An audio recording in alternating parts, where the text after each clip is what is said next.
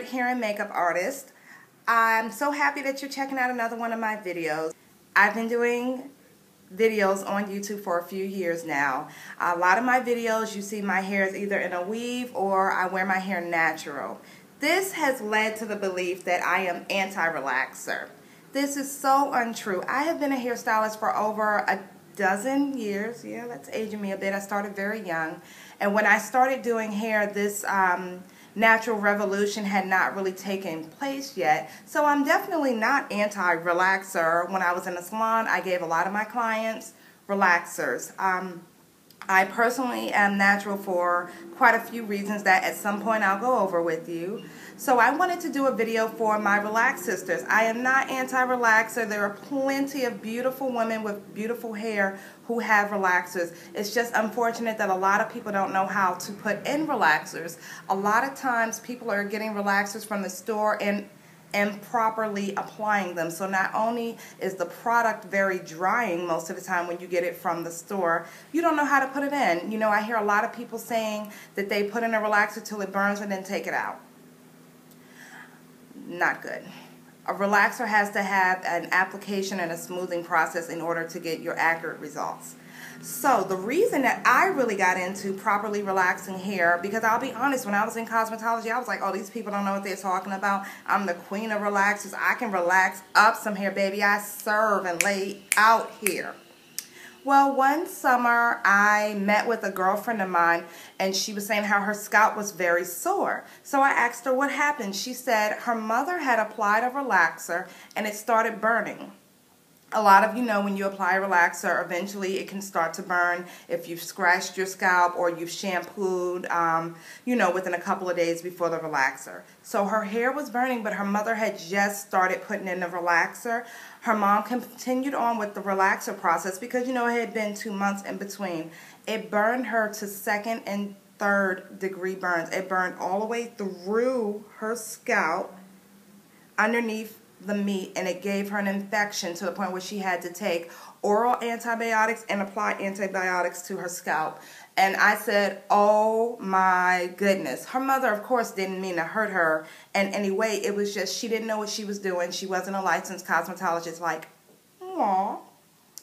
And unfortunately, her daughter, you know, had to deal with it. And the girl was about 17. So it wasn't about her being a tiny little girl. But that made me realize, hold on, this relaxer process is serious and it needs to be done properly. So check out this video. Let me know what you think. Rate, comment, subscribe. Give me your feedback.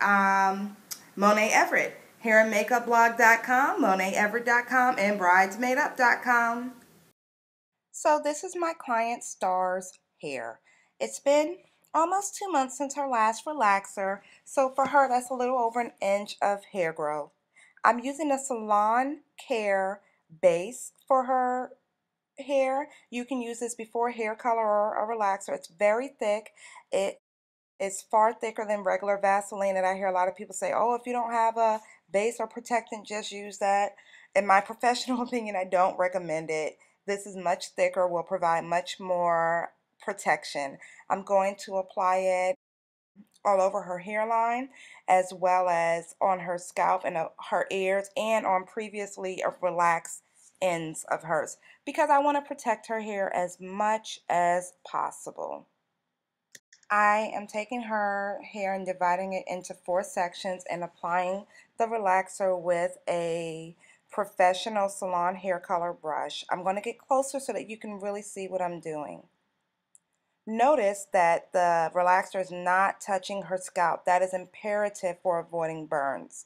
When I go to the next section, I can still see the relaxer underneath. This is a nice thick relaxer, so I don't want to take sections that are too big.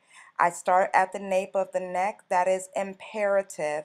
But notice I didn't start at the very, very bottom. Just like on this section, I started about 1 inch above her hair.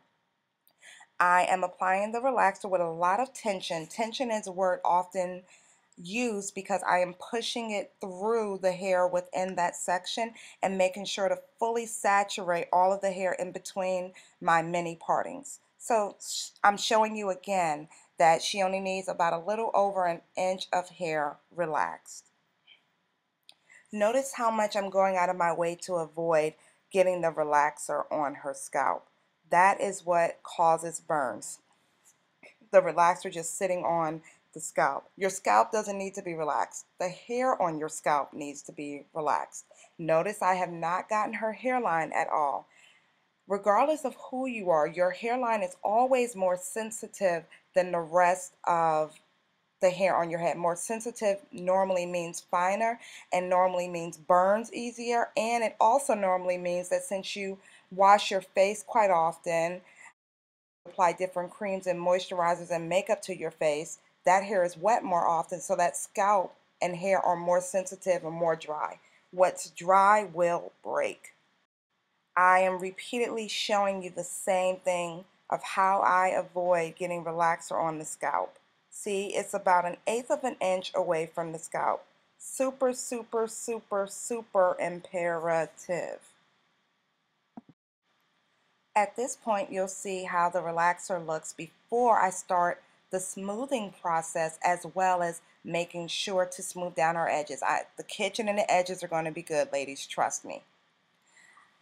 When applying the relaxer, originally I used a color brush and horizontal sections. Now I'm using a rat tail comb and vertical sections. This is checking and making sure that I have properly applied the product, as well as smoothing the hair. See how I'm lifting it away from the scalp and running the comb through the hair? This is making sure to straighten the hair. Just applying the relaxer will not do anything to the hair. This is why people confuse perm and relaxers. Relaxers permanently straighten the hair, but if you were to perm your hair, you would be putting the solution on hair that is in perm rods, and that hair stays curly. Back to relaxing. We want to keep the hair straight. So I am applying it and taking vertical sections and pulling the comb through. That tension is what straightens the hair. When this process is not done accurately, people have permanently frizzed hair. If you shampoo your hair and it is frizzy when wet, that means that it was not properly relaxed, and you will always battle with the frizz in your hair and your hair not holding a curl. That will constantly happen. Make sure that when you're applying your relaxer or applying someone else's relaxer, that they stay as still as possible so that you can use that tension to run that comb through the hair. Notice her very hairline I still have not really gotten into yet, because I will be smoothing all of the hair. Trust and believe her hairline is going to be laid. Don't worry about, am I going to straighten it properly? Yes, I am. I'm using the tension on the back of the comb, and with the teeth of the comb, I'm running the comb through the relaxed sections of hair. I will get to the hairline of the back of the head before I approach the front, because I got to make sure that that part is laying. Also, that part tends to be a little thicker than the front hairline.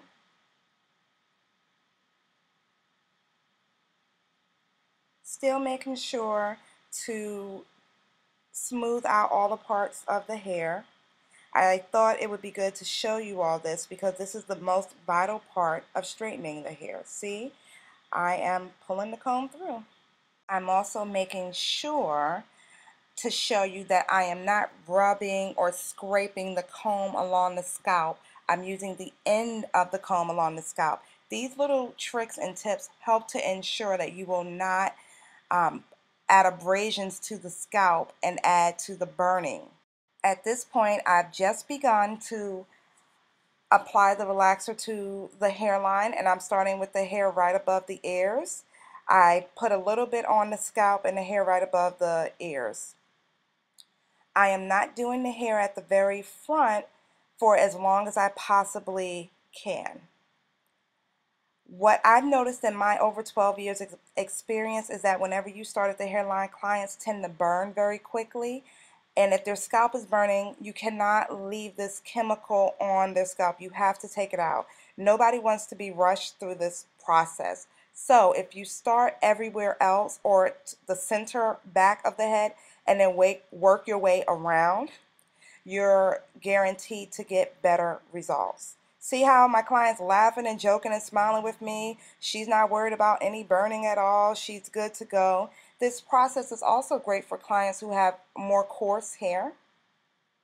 Oh, and if she had previously, or I'm sorry, if she were natural and never had a relaxer, this process would be done completely differently. Please do not use this process if you've never had a relaxer and now you would like to try one, because you'll have very frizzy and fuzzy ends and you won't like it because it won't come out right. Now that I am basically done with smoothing, let's get her shampooed with neutralizing shampoo. You gotta use that. Now we're applying a deep conditioner treatment. Anytime you put any type of chemical on your hair, whether it's hair color, bleach, relaxer, perm, whatever, do yourself a favor and apply a deep conditioning treatment and a plastic cap. Sit under a hot dryer or a hot towel. Look at her results. You like it? You like it? What do you think? If you want to see how I achieve this style, I have videos on how I flat iron my hair. I also trimmed her hair to give her that movement that she has. What I recommend after all hair chemicals is a trim.